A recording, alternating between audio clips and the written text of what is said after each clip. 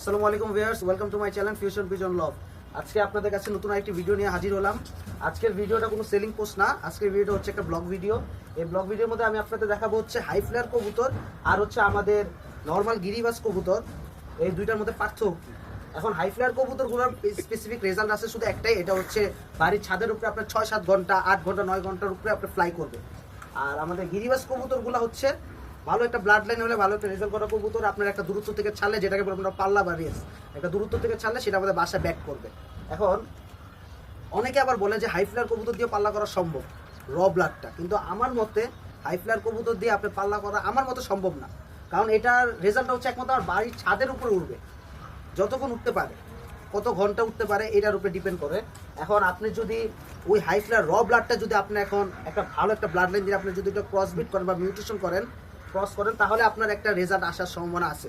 তখন কি হবে, ধরেন একটা 9 ঘন্টা একটা কবুতর পাকিস্তানি কামাগার অথবা টেডি, রয়্যাল টেডি অথবা আপনার হাঙ্গেরিয়ান বুদাপেস্ট কবুতর, এইসব কবুতর যদি আপনি একটা ভালো একটা গিরিবাজ একটা ক্রস করেন, তাহলে ওর ফ্লাইং রেজাল্ট একটু কমবে। ধরেন যে কবুতর এখন বর্তমানে 8 ঘন্টা উঠতেছে, সেটা আপনার 7 ঘন্টা উঠবে, 7 ঘন্টা হবে না, 4 ঘন্টা উঠবে। 4 ঘন্টা উঠলে বা 5 ঘন্টা উঠলে সেই কবুতরটা কি হবে, দূরত্ব রেসটা উপরে হাইট নেওয়ার রেসটা একটু কমবে আর আশেপাশে দূরত্ব দেখার জন্য একটু সুবিধা হবে। তখন আপনার ওই কবুতরটা একটা দূরত্ব থেকে ছাড়লে আপনার বাসায় আসার চান্স থাকে। তো ওই হিসাব করে আমার এই ব্রিডটা রেডি করা। এই কবুতরটা আমি নিজে নাম দিয়েছিলাম টাইগার জেনারেশন। যারা আমার ইউটিউব চ্যানেল আগের থেকে আছেন তারা হয়তো আমার নিচে যদি যান ভিডিও নিচে, তাহলে আপনারা দেখতে পাবেন এরকম কবুতর আমার আরও ভিডিও আছে, এগুলো কীভাবে রেডি করছিলাম সবগুলো। তাও আমি একটু ছোটো করে বলে দিই, এই কবুতরটা ব্রিডটা আমার রেডি করা হচ্ছে হাঙ্গেরিয়ান বুদাপেস্ট, আরেকটা ছিল হচ্ছে আমার পুরান জাতের বাঘা কবুতর, আরেকটা ছিল হচ্ছে আপনার কি কবুতর, হ্যাঁ মেইন কবুতর যেটা ছিল ভিয়েনা হাই ফ্লায়ার। এই কবুতরটা বাহিরের কবুতর, হাঙ্গারির ওই জায়গার বুদাপেস্ট যেখানে রেডি হয়েছে প্রথম ওই জায়গার কবুতরই। ওই কবুতর আমি একটা কালেক্ট করছিলাম, কালেক্ট করার পর প্রথম আমি একটা বাঘা কবুতর সাথে জোড়া দিয়েছিলাম।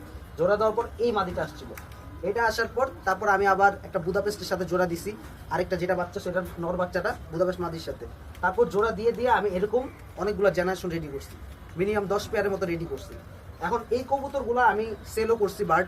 এখন কিছু কিছু এক ভাই ব্রাদার নিয়েছিল আমার থেকে, নারায়ণগঞ্জের শফিক ভাই নিয়েছিল, সে নিয়েছিল আমার থেকে 2 পেয়ার মেইন ব্রিডিং পেয়ার। নেওয়ার পর তার যে রেজাল্ট সেটা হচ্ছে সে ওই কবুতরগুলা, আমারগুলো তো ক্রস ব্রিড, এগুলো অরিজিনাল র ব্রিড না বুদাপেস্টের, ওগুলা কবুতরগুলা সে 21 কিলো পর্যন্ত খেলতে পারছে আলহামদুলিল্লাহ, 21 কিলো থেকে ব্যাক করছে।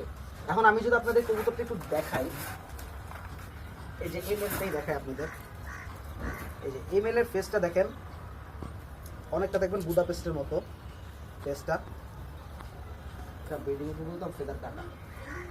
কিন্তু এই কবুতরের যে চোখটা কিন্তু বুদাপেস্টের মতো আসে না।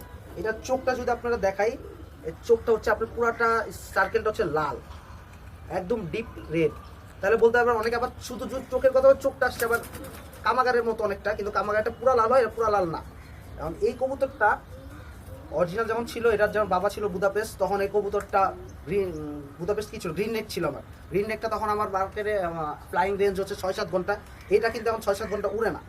এটা হয় কি, এটা উড়ার ক্যাপাসিটি হচ্ছে 4 ঘন্টা, হাইস্ট গেলে 5 ঘন্টা পর্যন্ত দম করছে। কিন্তু এই কবুতরের বাচ্চা একটা জায়গা থেকে ছাড়লে সেই কবুতরটা আসতেছে। কারণ এটা দেখাইলাম, ফিমেলটা একটু দেখাই আপনাদের, এই যে ফিমেলটা,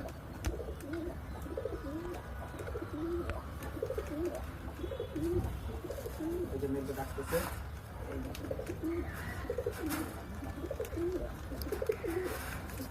এখন আপনাদের যদি ভালো লাগে ভিডিওটা অবশ্যই আমার চ্যানেলটা সাবস্ক্রাইব করবেন। ও আরেকটা কথা আপনাদের তো দেখানোর কথা ছিল, আমি আরেকটা আপনাদের র একটা ব্রিড দেখাবো পাকিস্তানি হাই ফ্লায়ারের।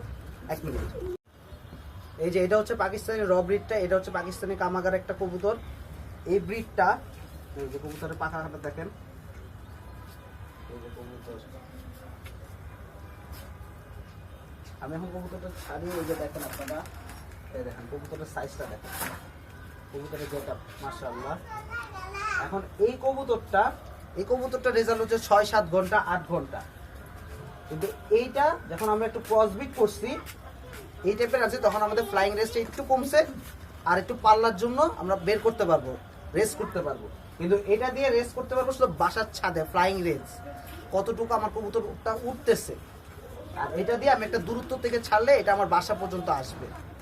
তো তাই এটাই আজকে ভিডিওর মেইন টপিকটাই হচ্ছে এটা, যে হাই ফ্লায়ার কবুতর যদি আমরা একটা ভালো একটা ব্রিড বা ভালো একটা জেনারেশনের সাথে ক্রস করি তাহলে ওই কবুতর দিয়ে রেজাল্ট করা সম্ভব। কি রেজাল্ট? যাতে আমরা একটা পাল্লা খেলতে পারি, একটা টুর্নামেন্ট খেলতে পারি, এরকম একটা রেজাল্ট করা সম্ভব। 6-7 কিলো, 10 কিলো, 12 কিলো যদি কবুতর নিয়ে আমরা কাজ করি ভালোভাবে, তাহলে এই কবুতরটা আমরা শুধু 10 কিলো না আরো বাড়িয়ে করতে পারবো। ভিডিও যদি ভালো লাগে অবশ্যই আমার চ্যানেলটা সাবস্ক্রাইব করবেন। আসসালামু আলাইকুম।